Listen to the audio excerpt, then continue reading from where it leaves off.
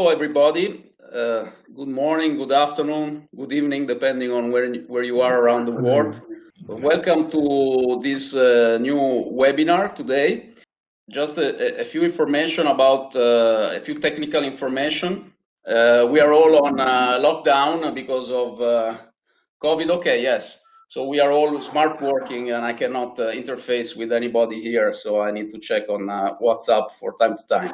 But anyway, thank you again, and some basic technical information in case you want to drop some questions. You can use the menu on the left on the question and answer button and right, and we will answer. We will be very glad to answer at the end of the webinar.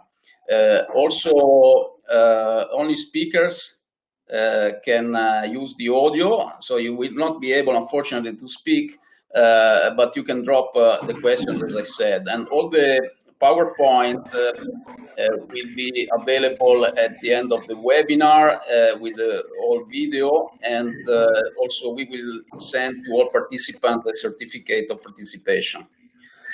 So let's go, and welcome today to the webinar about sustainable coffee production and certification.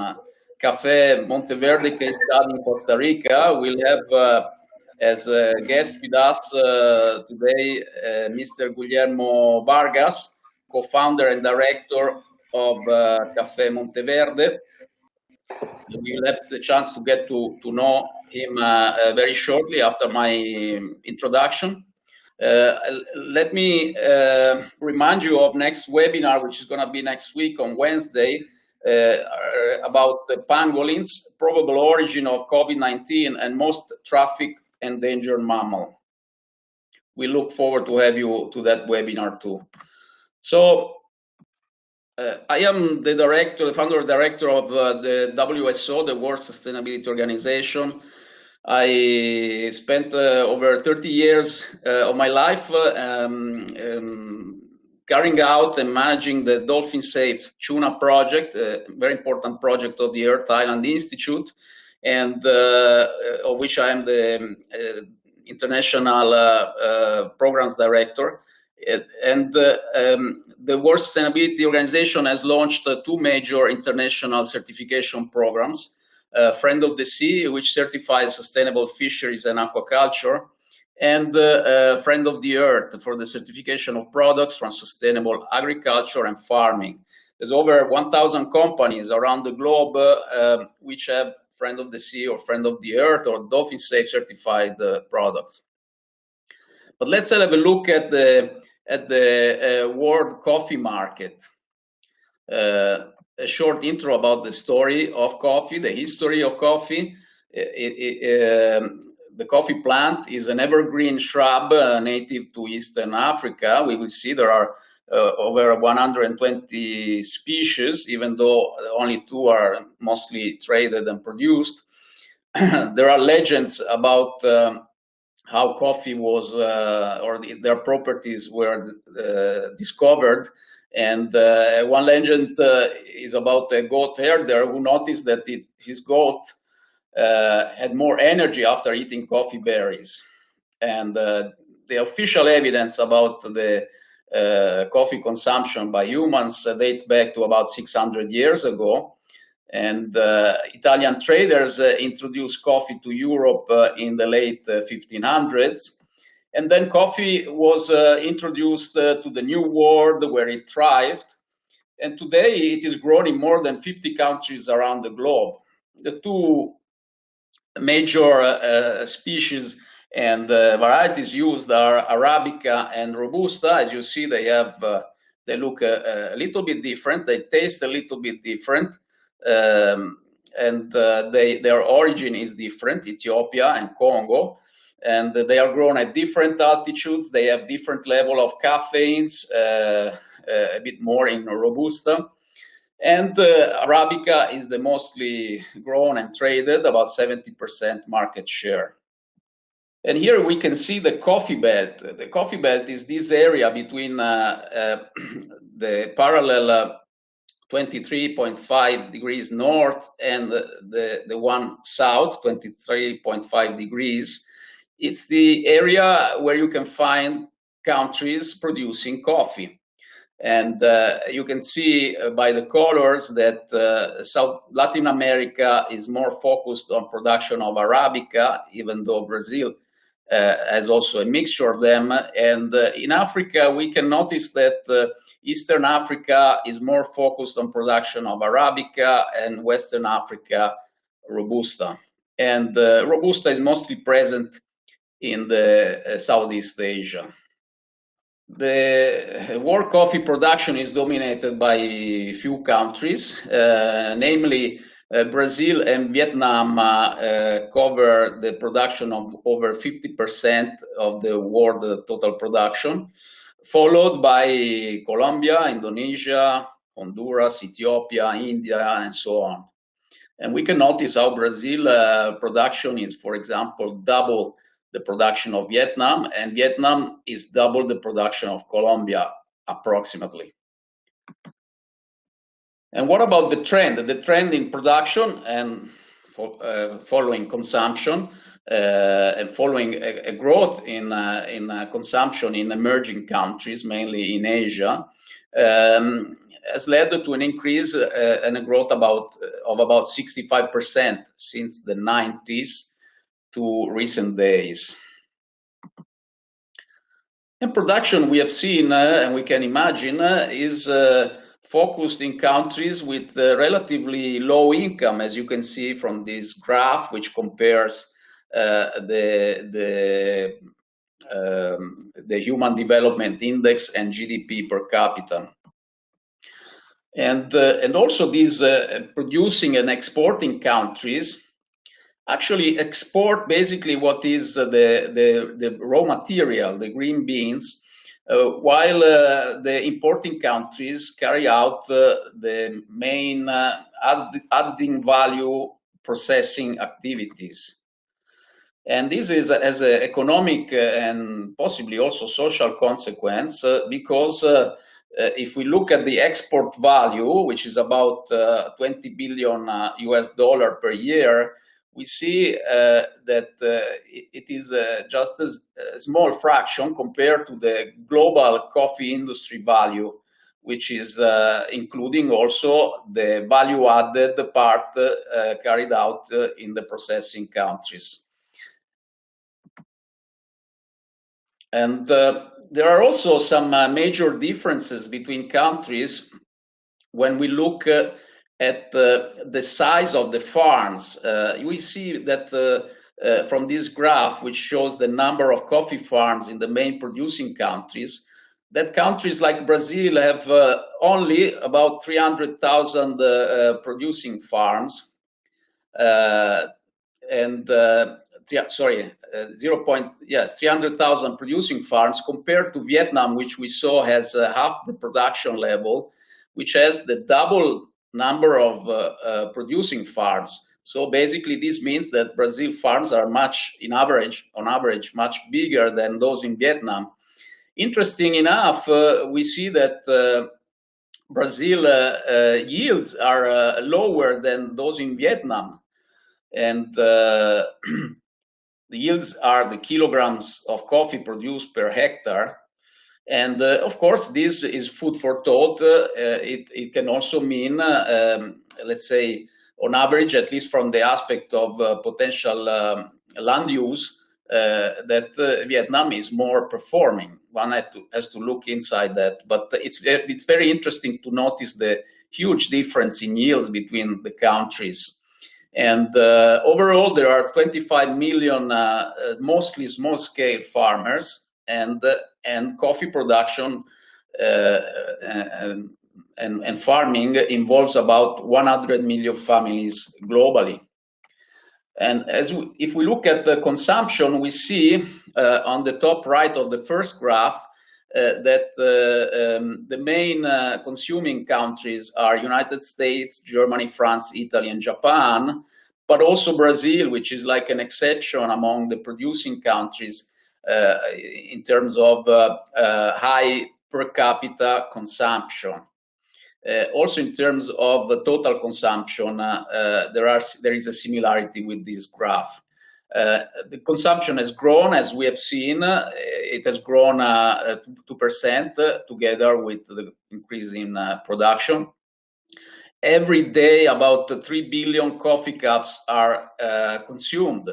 In the US, which is the biggest per capita consumer, on average, the coffee drinkers consume 3 cups of coffee per day, and these are the major company players. So we talked about production and demand, supply and demand, and I have included also a slide about the prices. Overall, since the 70s, the prices have not changed so much. There have been ups and downs, which have been determined mainly by environmental changes, frost and drought in Brazil, for example. And in recent years, since 2010, there's been a reduction, a drop in prices, about 30%, which has clashed instead with the rise in costs because of the rising costs for labor, fertilizers, pesticides, and machinery. And this has had negative repercussions for the lives of many coffee farmers and the increase in miners' work in some cases. Of course, we are here generalizing, but we'll see that you need to look company by company to actually evaluate the performance in terms of environmental and social impact. So, but let's look at the potential environmental impacts. As with all productions, one should consider not only the environmental impacts, but also the social and economical issues. We have seen some of them in the previous slides, but of course, social issues can be, and economical issues can be both negative or positive, and can impact, for example, access to education, as we said before, about minors' labor, gender inequality, and so on. And also, in terms of environmental impact, one can imagine the potential impacts, deforestation with the consequent loss of biodiversity, soil erosion and degradation, inappropriate use of agrochemicals with consequence on water and soil quality, water use, which is normally a major area of concern in coffee production, and so on. So, in order to assess the environmental impact of coffee production, one should look at the whole life cycle of the coffee, and from the raw material to the processing to the consumption phase. And of course, this impact can be assessed in terms of use of energy and water, waste production and disposal, use of fertilizer and pesticides, and consequent impact on water quality, and so on. And some scientists have tried to assess, and we have looked at several life cycle analyses. And it's amazing how they differ from one another with huge differences. For example, you can see here on the left an assessment which highlights the impact of cultivation and processing, and for example, highlights how processing has, let's say, a relatively higher impact in terms of water footprint, while cultivation can have a higher impact in terms of energy and carbon footprint. And the assessment on the right instead highlights how a huge, a very important impact, about 40% of the total, is generated in the phase of consumption. Of course, it's very, very difficult to generalize. We have seen, for example, how yields differentiate so much between one country and the other. And this, of course, has a huge consequence on the impact in terms of cultivation. So it is important to remember that only by means of on-site audits and continuous surveillance and continuous improvement process, one can provide consumers with a realistic and reliable assessment of a product and company performance in terms of environmental and social impact. But I wanted to bring to your attention some, let's say, interesting considerations. For example, this graph highlights, but doesn't provide really scientific details of the potential different impacts of different single-use coffee consumption, let's say, methods and tools.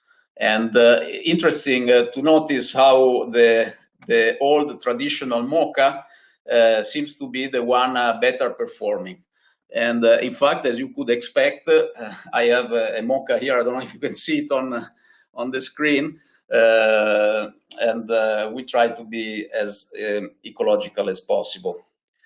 Some other studies have highlighted how, for example, while it is important to assess the impact of coffee in itself, when you actually consume it, the adding up of milk can make huge changes. And so this is again food for thought. In this case, the study concludes that the milk would have 70% more impact in terms of carbon footprint. And all these assessments, as we have seen, can be kind of misleading and do not allow us to make an assessment on a per product base. And this is why over the years, some voluntary sustainability standards have been introduced in coffee. Why? Because of the increasing pressure from consumers and companies providing consumer products. The consumers apparently over 50% are willing to pay more for ecologically and socially friendly coffee and socially accountable coffee. And this is why the coffee industry has been among the early adopters of VSS. Here I listed some of the, let's say, most known VSS. Some of these are companies' policy, basically. Others are third-party certifications or second-party certifications. Some focus on social accountability, mostly like fair trade. Others more on the environmental impact. These VSS have grown so much in coffee that currently cover apparently about 40% of the world supply, of which 77% is concentrated in Brazil, Colombia, and Vietnam. And so this mainstreamization of these VSS coffees has led to lower premium for coffee growers and led some farmers into difficulties. And they tried to launch the local initiatives, as you can see, like Certificaminas in Brazil or others, including geographical indications. And however, this lacked to be known internationally. Some of these models were also then later introduced, and this is interesting, in other fields for other products like banana, tea, cocoa, and so on. And we have included among our certifiable products with the Friend of the Earth certification also coffee. Friend of the Earth stems from the positive experience of Friend of the Sea that, as I have explained, certifies mainly seafood, but also omega-3 and others from sustainable fisheries. And it's the only certification which can, with the same seal of approval, the Friend of the Earth logo, certify different crops from agriculture and different farming products. The project has grown, and I just want to highlight how it is probably the only certification which is both global let's say, not only focused on the rainforest, for example, and multi-products. In fact, over the years, we have, of the past 2 years, since we started, it's certified, for example, rice, as I said, coffee, quinoa, oil, wine, parmesan, eggs, and different meats. These are the main requirements. I won't go very much into detail, but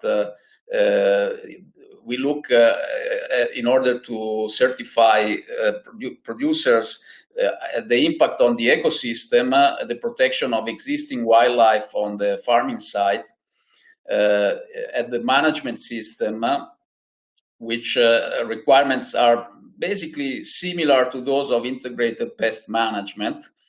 And we also included social accountability requirements and energy efficiency. Another point of differentiation between Friend of the Earth and other certifications is that Friend of the Earth also developed and launched its own conservation projects and campaigns. So it's both an environmental NGO as well as a certification standard. And one of these, and which will be talked about more in detail in the next webinar, is our campaign to stop the illegal trade of pangolins. And for this, we've been interviewed last month on BBC Radio. So I took too much time, probably. I hope you are all still there and interested. I pass the microphone to Café Monteverde for their presentation. Thank you, Paolo. All the time that you did was necessary for, I think, all of us. For me, very, very important. One of the goals of this participation for us from Monteverde is to also learn from the global situation of coffee, understanding that we can do and we have to do the best in the local context, but we are still part of this planet. And since coffee goes from our farm and small growers' farms to cups and people all around the world, it is necessary for us to understand this global coffee context. So again, thank you for the opportunity to participate and learn and teach all of us here at Café Monteverde from Costa Rica. Monteverde is a small town, about 5,000 people, up in the mountains, above from 1,000 to 1,600 meters above the sea level. I'm Guillermo Vargas, co-founder of Café Monteverde. I'm going to share with you part of our history. Please go. Yeah. So I'm going very fast over these slides. Part of this information Paolo already shared with you. But just to tell you that, yes, we also, as coffee growers, we need to understand what is our participation, not only in the very local context, but also understanding the country and the international coffee production. In Costa Rica, we only grow Arabica. That was a decision made about 30 years ago. These days, there are some attempts and, in fact, some actions to involve some Robusta, but under some very strict rules. Costa Rica is very, very small in the global coffee production. It's about 0.7% of the production, so it's not about volume. Again, we know about how the fluctuation of the price is. So in order to deal with this, we need to focus more in improving quality, in looking for special niche markets, in providing identity for Costa Rican coffee in terms of the social impact, the environmental impact, and of course the quality. So we have been growing coffee for more than 200 years now, but it was 1843 when we did our first exportation to Europe. Coffee was the first exportation crop for this country for more than 150 years. And different than, for example, banana or pineapple today, coffee is basically small farmers. Today we are close to 40,000 coffee growers, average 2.4 hectares per family.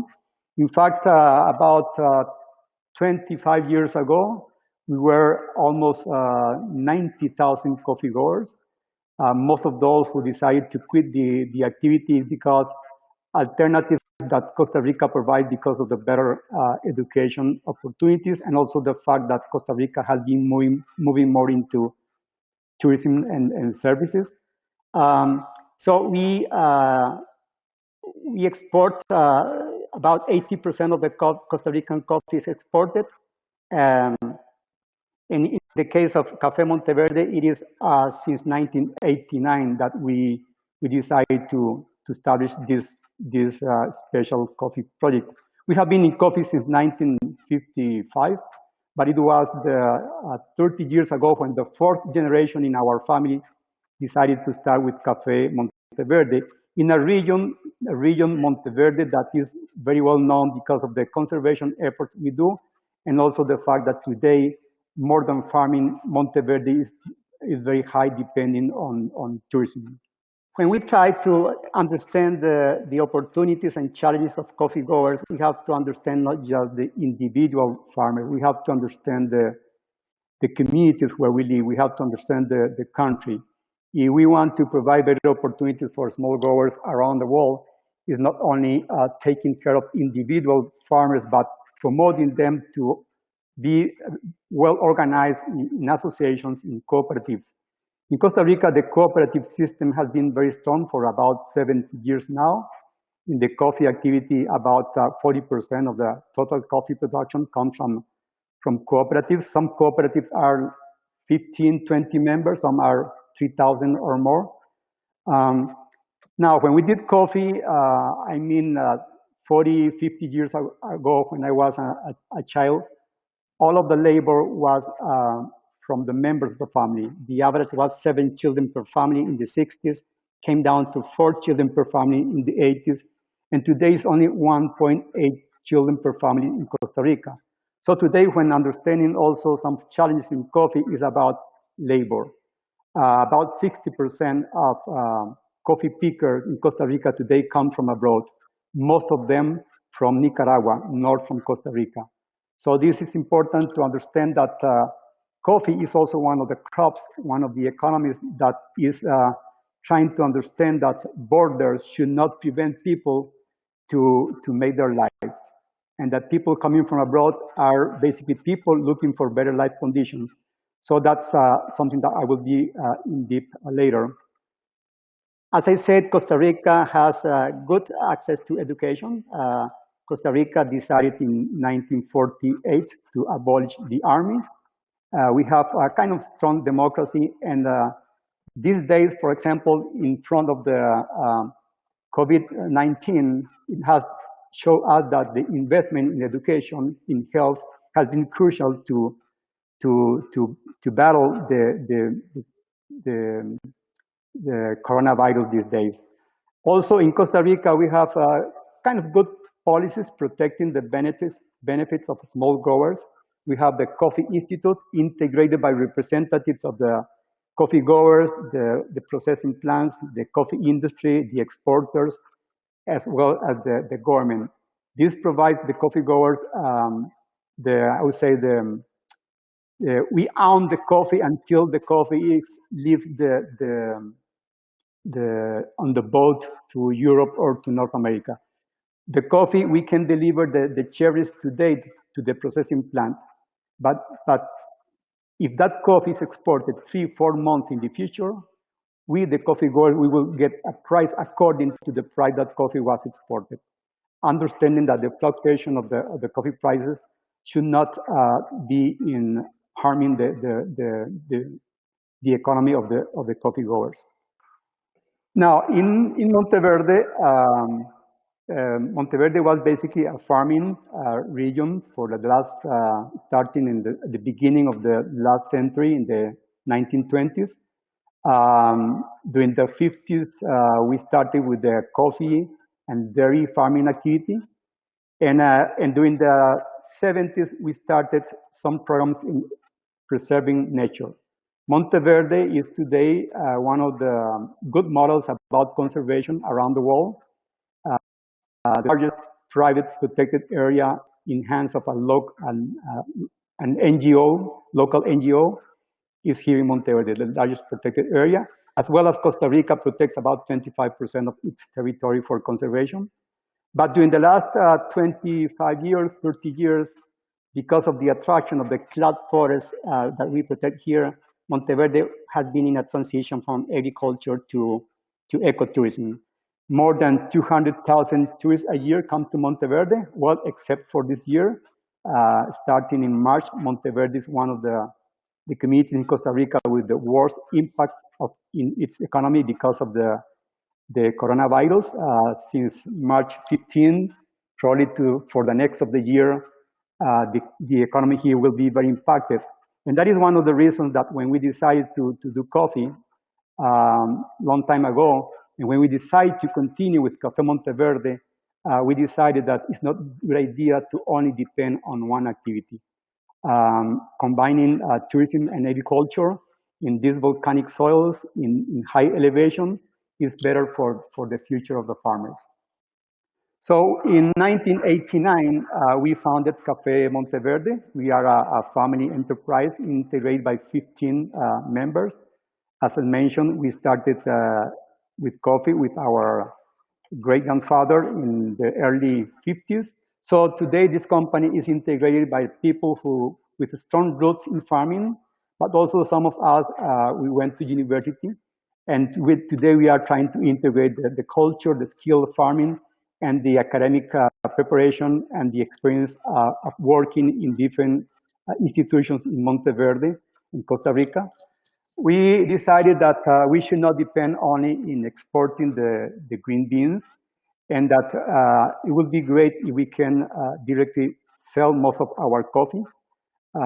As fair trade also provides opportunities for larger cooperatives and associations to reduce the number of middlemen. Here in Monteverde, we also decided to directly export our coffee, mostly United States, basically United States, but more and more the coffee we grow here, we also roast and sell in the local market. Close to 50% of the coffee now is sold as branded coffee. And also we decided in 2008 to use our farm, Finca Life, as a kind of outdoor school for sustainable farming. So in this way, we not only sell the coffee, but we also sell services to students coming from abroad. We also provide education for students from national universities and from local schools in Monteverde. Now, for any farmer, no matter if you do potatoes or cows or coffee, quality will be always important for the economy. Understanding that quality is something that is complex and sometimes depends very much on perceptions, but for coffee, it's about how you harvest the ripe cherries. It's about how you sun dry the coffee properly. It's about sorting the beans in order to get the best ones for the best price also. It's understanding that we should not depend on those cupping and scoring coffee out there in the market. So we do our own cupping sessions here. The room where I am now is what we call the coffee lab. So here we roast the coffee, here we do coffee tasting with the participation of the staff, participation of other farmers, inviting potential clients here. So quality should be always at the front of the strategies for any coffee grower in the world. More and more, we need to understand that coffee as a plant must be part of nature in some way. So when we do farming, we are trying to understand that we do farming in a place where the forest was here for hundreds of thousands of years. So today, when we come and we did this farm as a mix of forest, planted trees, and coffee, It's understanding that our farm is part of the what we call a biological corridor. So our farm connects with other forests in different farms that are connecting with the protected areas all the way from the up in the continental divide to the Pacific Ocean. So our farms should be also play a role in providing protection for the wildlife. Of course, the fact of having the forest also provides many benefits for the crops. More and more, we also understand that today environmental challenges are global challenges. I know that in a small farm, it's difficult sometimes to understand how what I do here impacts the global situation. But any tree that is planted, any reforestation we do, any attempt to do more shade ground coffee, any protection we do to the existing forest and its biodiversity, at the end, when you count hundreds and thousands and millions of farmers around the world, we really do an impact in protecting wildlife and the future of the new generations. Understanding also that the forest is not an enemy of our crops. In the forest, we find the bees, the pollinators. In the forest, we find the natural control pests from the birds, from the spiders. And finally, understanding also that a coffee grower should not be just a coffee grower. Any cash crop should be part of an integrated farm. We should not do any more monocrop, and understanding that is not waiting for having the cash from exporting the coffee that then we go getting the food.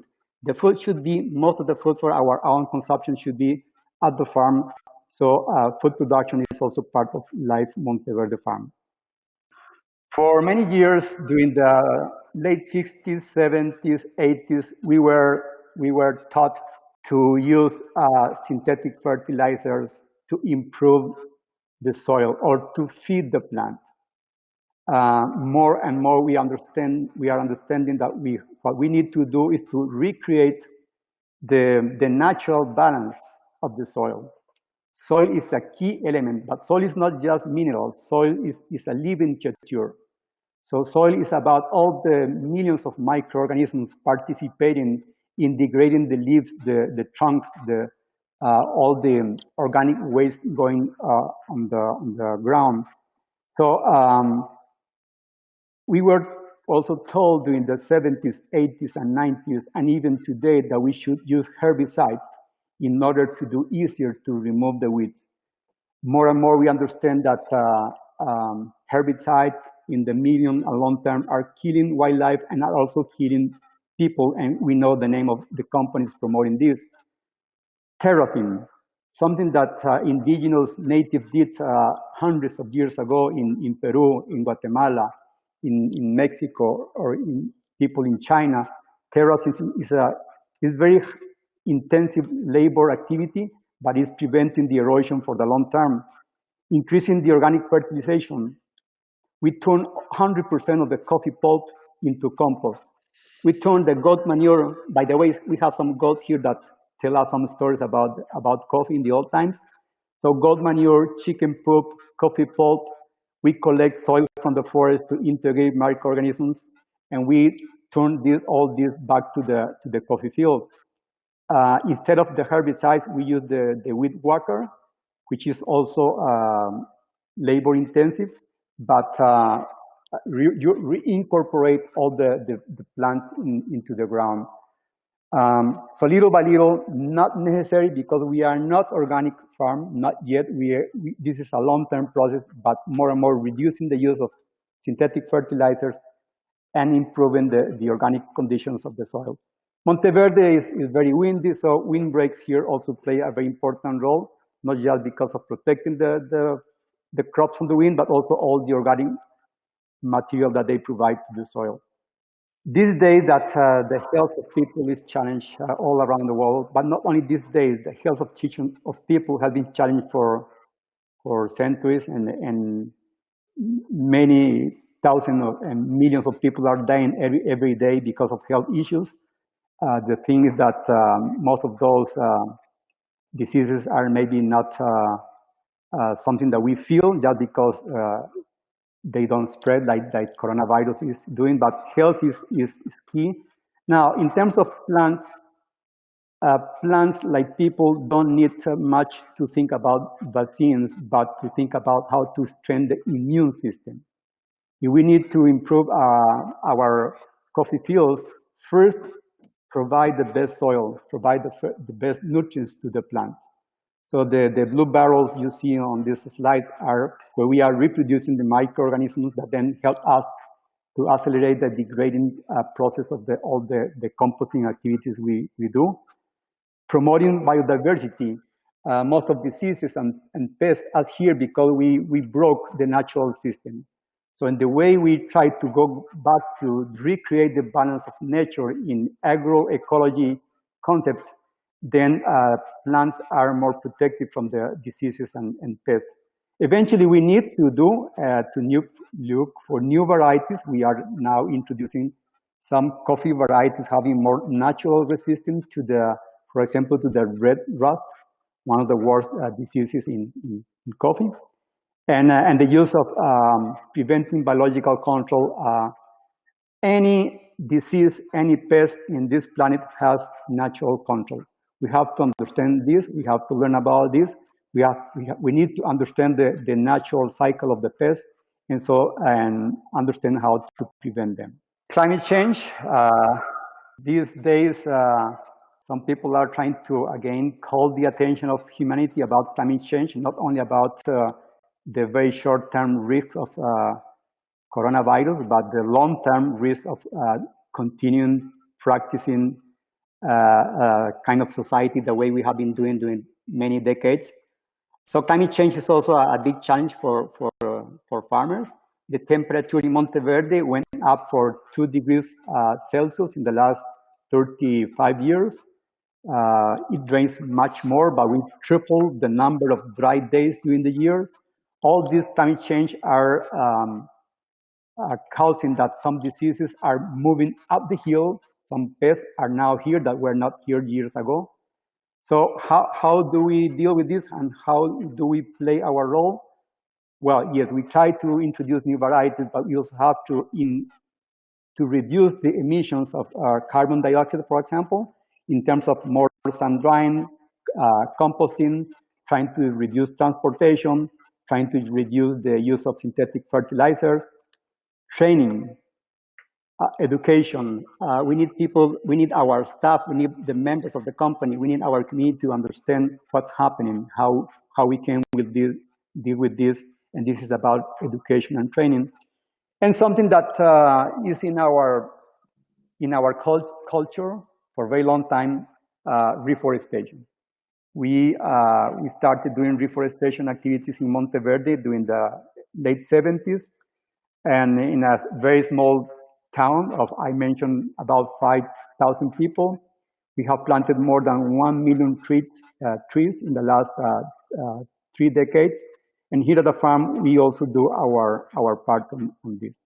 As I mentioned earlier, in Costa Rica, most of coffee is by small farmers, but more and more today, we depend also in hiring labor. And as I mentioned earlier, in many cases, they are coming from Nicaragua.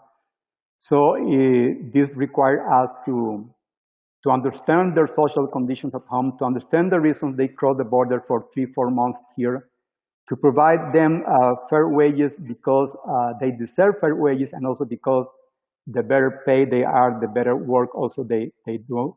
To understand that it's not just money, but it's about food security. So our coffee pickers, for almost 4 months, they live at the farm.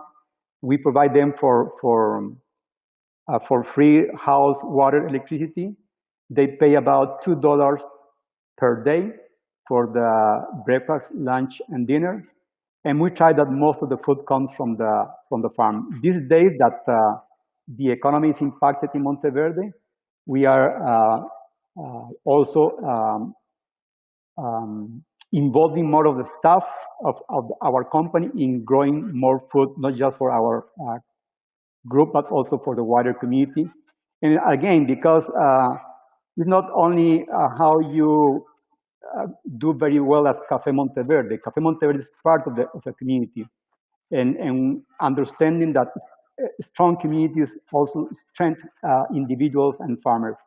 Understanding that we create strong countries from the strength of the local communities. And this is something that today we understand more and more. If you don't care about health in a very small, tiny piece of this planet, then you can impact the whole planet.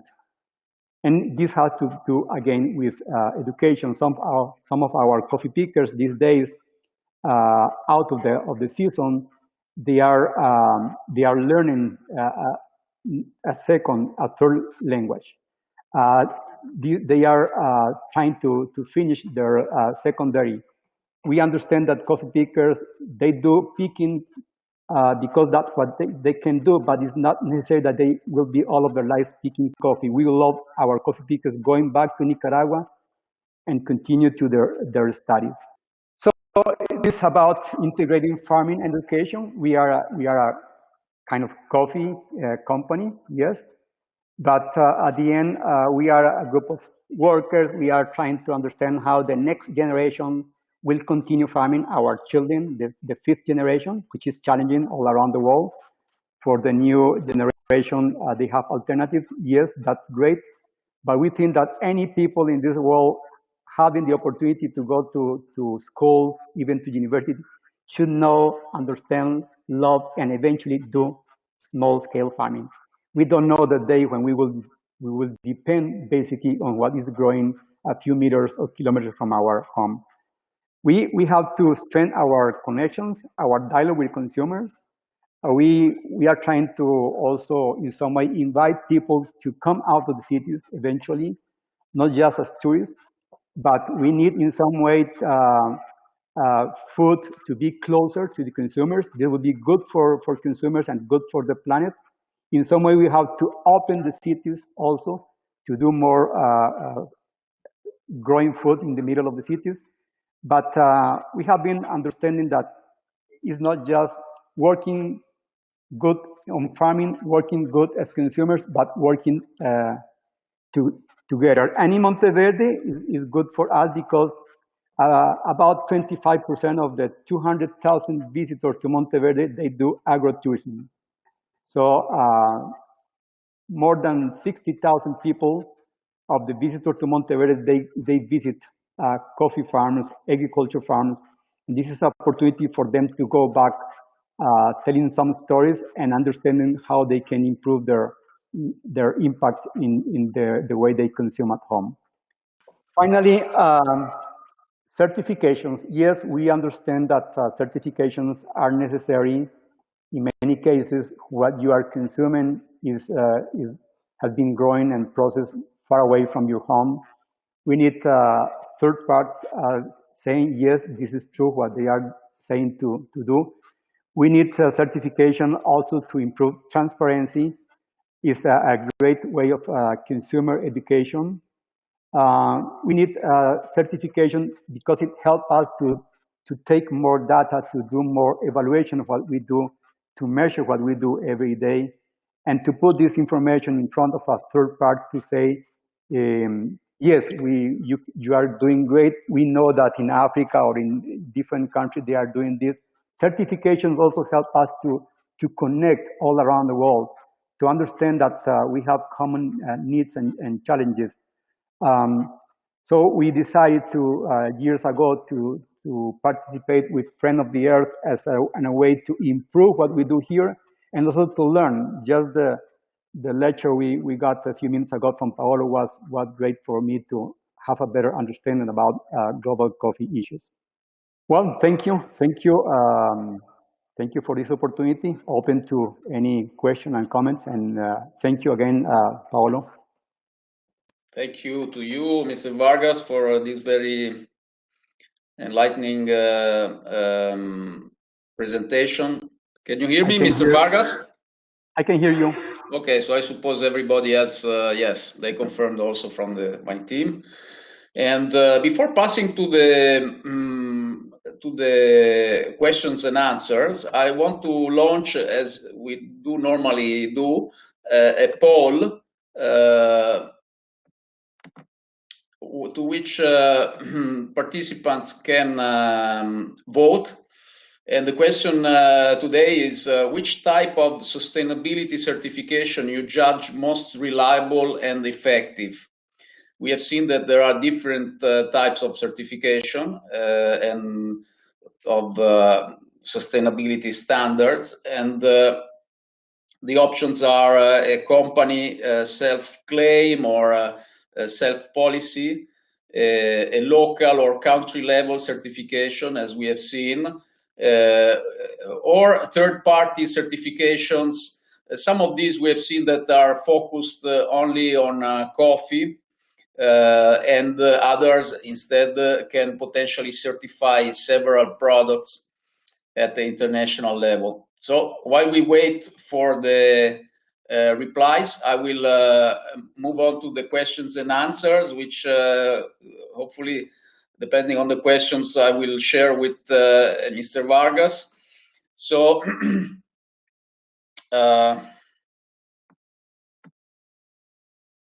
let me see, I need to scroll up questions. Okay. So does anyone know the innovative, revolutionary, unique solutions to protect people from different viruses, treat, prevent many health issues, and bring back the world economies to life? Well, I think this is let's say a bit, if I may, out of focus compared, considering the subject of today's session. I think everybody now would like to have this revolutionary, unique solution. Well, actually, next webinar will be a little bit also about these issues. In fact, apparently, a good part of these viruses originate from other living organisms, so other animals. And it's when you bring these animals close to a huge metropolis, like it happened in Wuhan, that the risk of spreading viruses is higher. Let me see. Somebody, okay, they are suggesting I will stop sharing so that for privacy regarding the questions. So yes, there are ways, and one way is also to, let's say, in a few words, avoid messing up with nature, avoid illegal trade of endangered species, because all this brings species from their wild areas, and these species might have viruses to highly populated areas. But let's move to something also more focused to today's webinar. The borders are closed around the world, and the main goal is to protect and support people, same as existing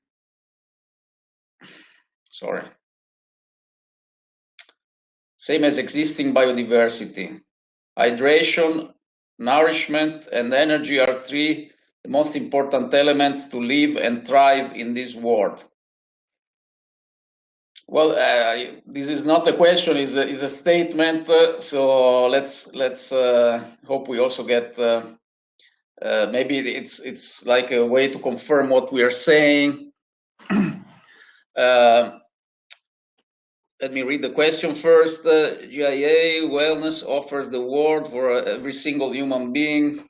I think this is also out of focus. Somebody's trying to publish their own products on the webinar. I'm sorry, but this is not very appropriate. Okay. In Germany, a study last October, it was seen that most of the packaged coffee in Europe had a high presence of pesticides and ochratoxins, except for organic coffee. In your opinion, Mr. Vargas, is it possible to think of a totally organic coffee production to solve these problems?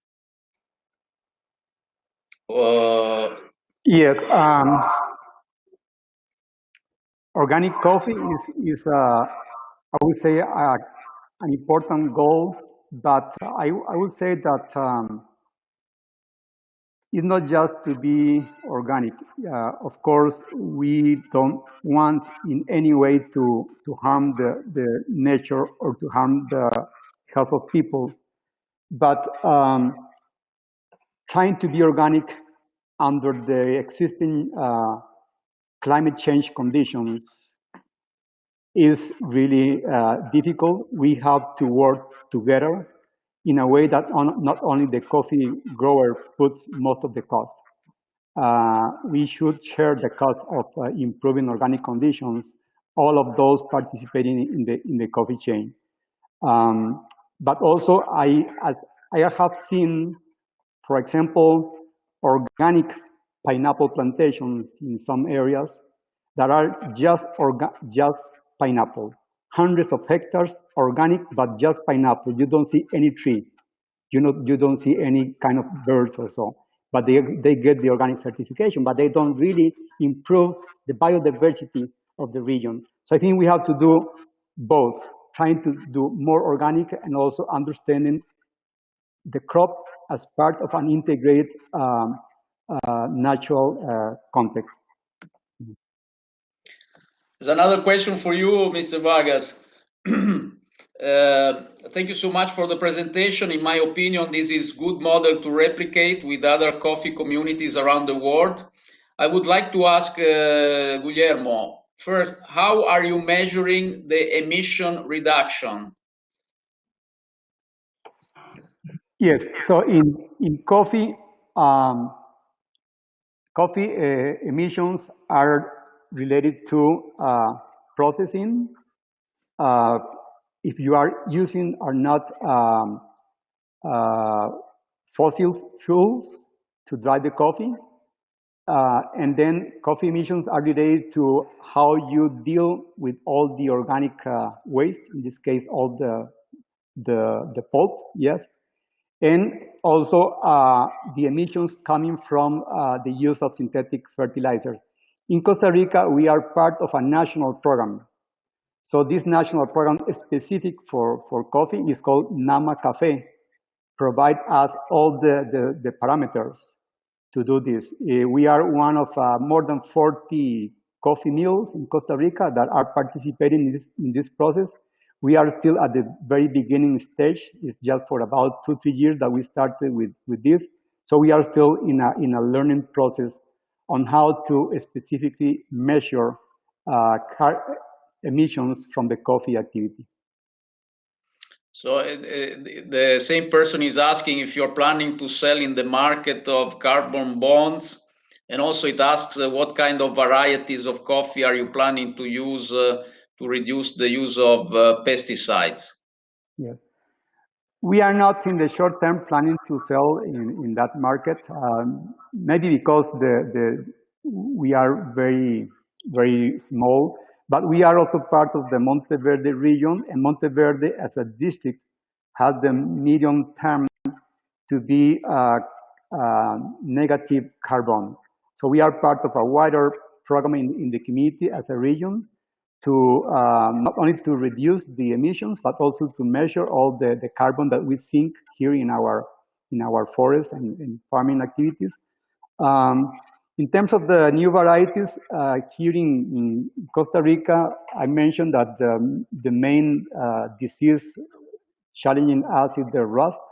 So recently we are introducing Ovata as one of those, and but Ovata now for about 3 years, and for the next year we'll be learning about 3 other varieties that have been developed in the Central America region, but they are still about a few months old in the nursery, or they were planted last year. It will take time to come to conclusions. Somebody is asking if you notice some difference in terms of quality produced a decade ago. If yes, due to which reason? Climate change, plant variety, or maybe you didn't notice a difference? Not yet, not yet. And also understanding that yes, coffee is a bush, is a plant that takes 2 3 years to start producing.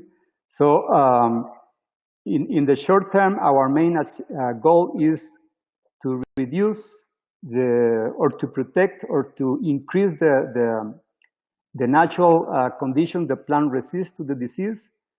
We don't want to lose much of our crop. And second, to understand how this plant also provides the best quality flavor.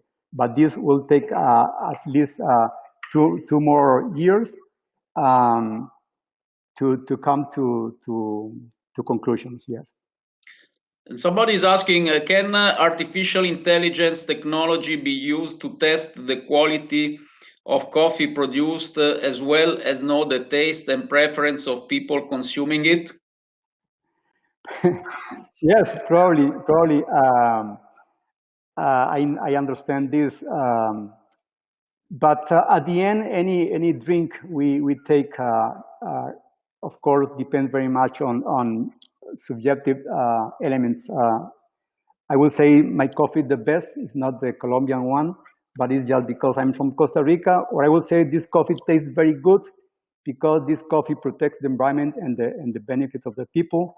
Of course, when the coffee gets to the market, we need to provide not only all the parameters, technical parameters to measure taste and quality, but also we have to tell the people about how much that coffee promotes the life of those who participated in harvesting, in growing, how much that coffee protects the life in the world. We have to understand that quality also must be related to, in the long term, to health. But yes, probably in the future we will have robots saying this is the best coffee, and I will respect the opinion of the robots.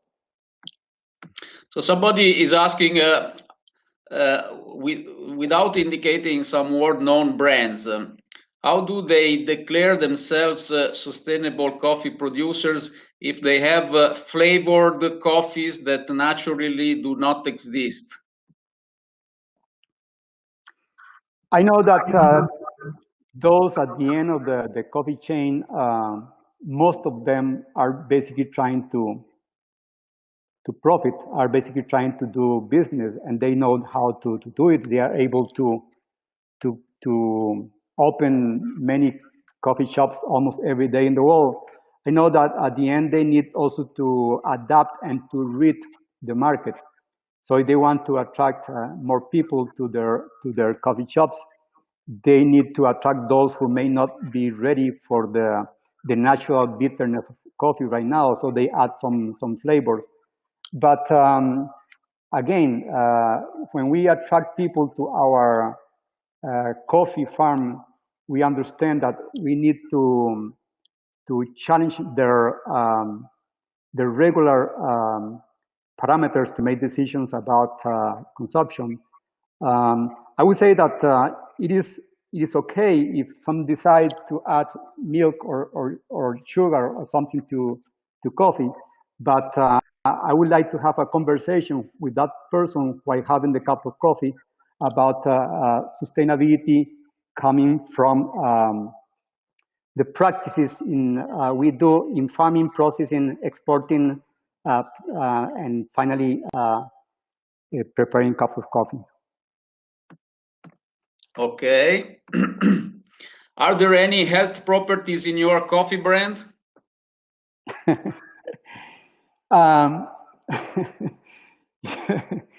Yeah, I think that it keeps you awake, I suppose. Yes, I think that well, for the last 20 years, I don't add any sugar or milk to my cup. The same for most of the members here at the farm, the staff, the owners. We decide to do just black because that's the way we really enjoy coffee, and that's the way we also are able to identify if there is any problem in the coffee. So the first and second, I think that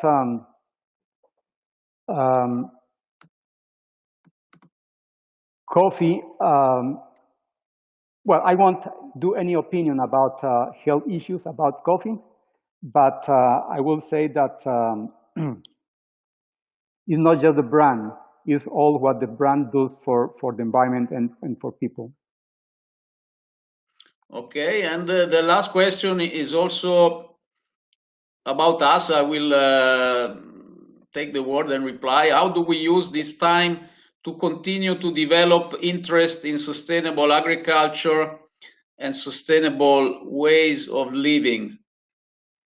Well, at Friend of the Earth, we decided, we experienced smart working in these days, and we decided to launch a Friend of the Earth certification for smart working companies, because we think that it's time, following also this COVID segregation experience, to really put in practice the smart working whenever that is possible. Of course, it won't be possible in processing companies or companies which need their staff to meet, but it is possible in many other companies, like also the World Sustainability Organization. And so we decided to launch a certification. I will show it to you. There is a page that highlights this to motivate companies to go smart working and to allow them to highlight this engagement. I believe now you can see my screen, to highlight their engagement with the Friend of the Earth Smart Working Company certification. So for those of you who, after the COVID, even processing company who want to confirm that all their staff that is not among the processing staff and so on follows a set of requirements for smart working, they can obtain the certification. So you can go to friendoftheearth.org /smart working company, and you can find more information there. We think that at least this way we turn the negativities of the COVID hopefully into something positive. Do you want to add something, Mr. Vargas? Did you, in this meditation period that we have been forced into segregation, did you elaborate some positive thoughts about the future? Yeah, well, as a country, we have been, I would say, working well in dealing with this health challenge. We know that it's not just about us. We have to care about all the region that is also impacted by coronavirus.